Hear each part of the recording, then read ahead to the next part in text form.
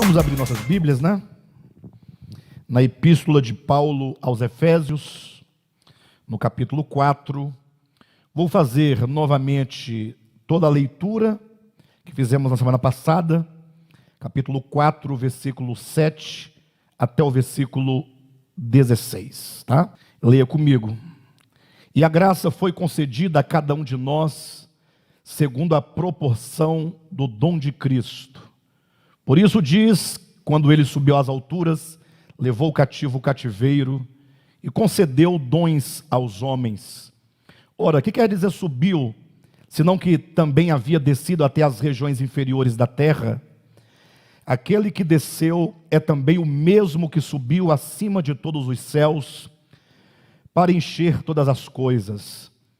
E ele mesmo concedeu uns para apóstolos, outros para profetas, outros para evangelistas e outros para pastores e mestres, com vistas ao aperfeiçoamento dos santos, para o desempenho do seu serviço, para a edificação do corpo de Cristo, até que todos cheguemos à unidade da fé e do pleno conhecimento do Filho de Deus, à perfeita varonilidade, à medida da estatura da plenitude de Cristo, para que não mais sejamos como meninos, agitados de um lado para o outro e levados ao redor por todo vento de doutrina, pela artimanha dos homens, pela astúcia com que induzem ao erro, mas, seguindo a verdade em amor, cresçamos em tudo naquele que é a cabeça, Cristo, de quem todo o corpo, bem ajustado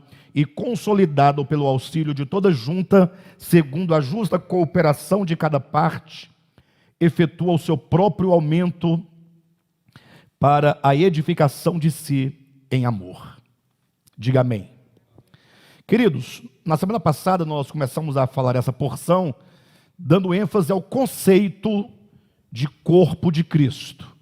Isso partindo da estrutura do pensamento da epístola, em que nós temos na segunda parte da epístola, no capítulo 3, a figura de um corpo, no capítulo 4, o corpo, no capítulo 5 nós temos a figura da noiva, e no capítulo 6 a figura de um exército.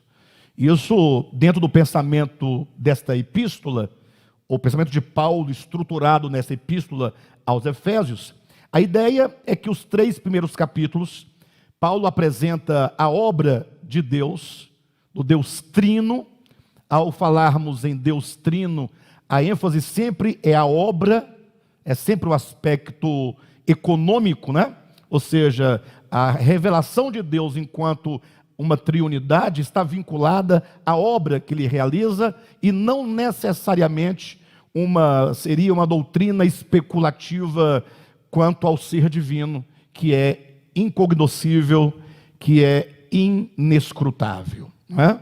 Então não temos nós nenhum tipo de presunção ou pretensão de querer vasculhar esse campo inefável, esse campo que não existe nenhum horizonte para os nossos olhos, nenhuma palavra, porque Deus, ele está além de qualquer criatura, além de qualquer criação, além de todo o cosmo.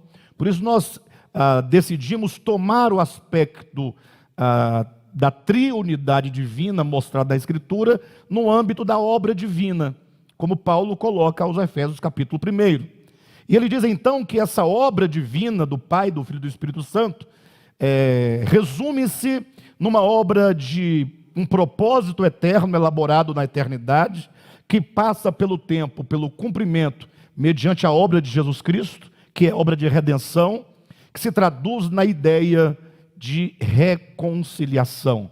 A cruz de Cristo, enquanto o epicentro de onde emana a graça suficiente e toda a revelação do amor divino para que os homens se encontrem aqui na cruz. A cruz é o lugar de encontro de todos aqueles que um dia se dispersaram por causa do seu coração egoísta, por causa do pecado.